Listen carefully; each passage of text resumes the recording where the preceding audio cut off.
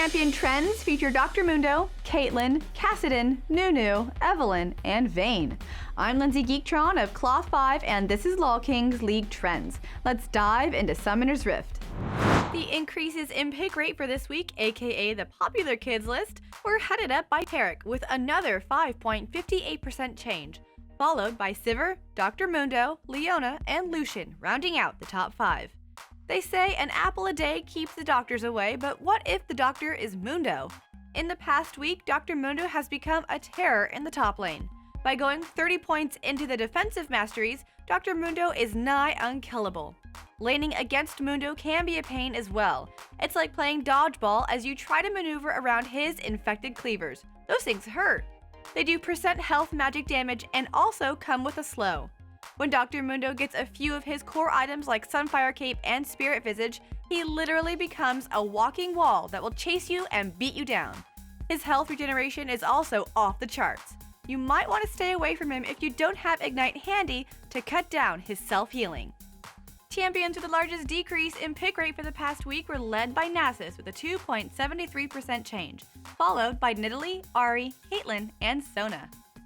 Maybe if she brings her fuzzy handcuffs to the Rift more often, people will start picking her again. All jokes aside, Caitlyn is still a very strong marksman in the current state of the game. I mean, that 650 auto attack range is no joke, and it's never an easy thing to deal with. The reason her pick rate has been going down a little is because of the rise of other marksmen. Lucian and Sivir's pick rate have been steadily rising for weeks now. They are not necessarily better than Caitlyn, they're just the flavor of the month, and as such, are very popular. Caitlyn will always be a viable pick in both solo queue and competitive, as she is a very safe marksman who is also a lane bully and a monster in the late game. Not to mention that her cupcakes are as tasty as ever, if you know what I mean. Actually, I don't know where I was going with that one. Following are the champions with the largest increase in win rate, and it's a tie between Zac and Anivia with a 1.91% increase, with Jace, Lissandra, and Kassadin finishing off the list. Hey guys, remember the patch where Kassadin got nerfed? Yeah, me neither. Kassadin after level 6 is utterly terrifying. Riot attempted to make him squishier in the laning phase by removing his magic resist per level, but since they reduced the mana cost on his Null Sphere, he's able to spam it for days. What made Kassadin even stronger than before is the changes to his ultimate Riftwalk. Riot increased its base damage and the damage you gain per Riftwalk stack along with a 10% AP ratio. Also, when you hit a champion with your Riftwalk, you get refunded 50% of that mana. With the mana refund, he's able to harass and trade more with Riftwalk, and with a higher base damage, he's even more of a terror than before. All it takes is a kill or two to snowball Kassadin out of control. Hooray!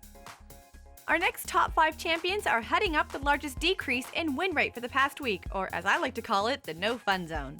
They're Urgot with a negative 2.6% change, followed by Nunu, Zilean, Rumble, and Skarner.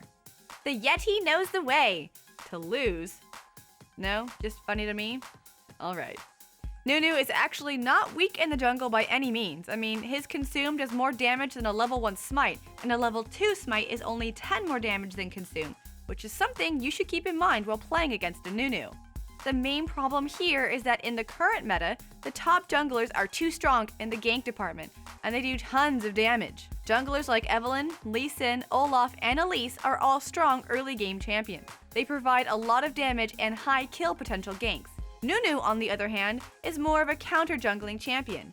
He walks into your lane, throws a snowball at your opponent, then blood boils you.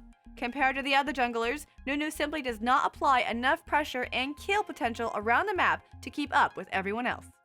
Champs with an increase in ban rate for this week, aka nobody wants to play with me, are led up by Evelynn with another 23.93% change, followed by Taric, Lucian, Shyvana, and Nasus. Okay, I know we talked about this girl last week, but damn is she annoying to deal with. In the past 2 weeks, her ban rate has increased almost 60%. Her pick rate did not increase at all, and that's actually decreasing. This tells us that most people don't want to play Evelynn, everyone is just scared to death to play against her.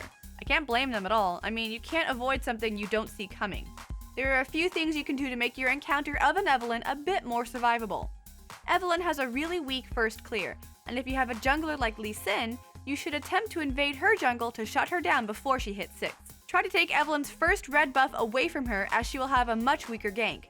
placing site wards near jungle camp is also a great way to keep track of where she is. When she goes into combat to clear the camp, you will be able to see where she is as her passive wears off. Good luck hunting, summoners! Finally, we have the largest decreases in ban rate, which are headed up by Nidalee at 9.92% change from last week, followed by Fizz, Ahri, Zed, and Vayne, who round out our final top 5.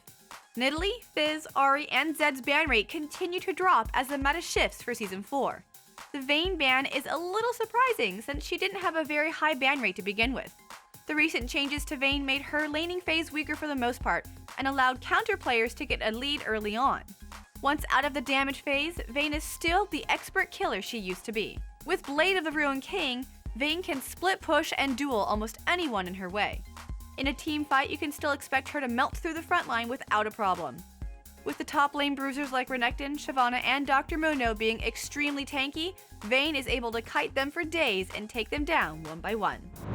And that's it for this week's show. Please be sure to subscribe to LolKing on YouTube to keep up on these league trends. And be sure to subscribe to Cloth5 on YouTube for more great analysis. And if you haven't checked out Mike Shaffnett's show Waypoint, be sure to do so. Every week he recaps the latest in League of Legends. I'm Lindsay Geektron. Thanks for watching.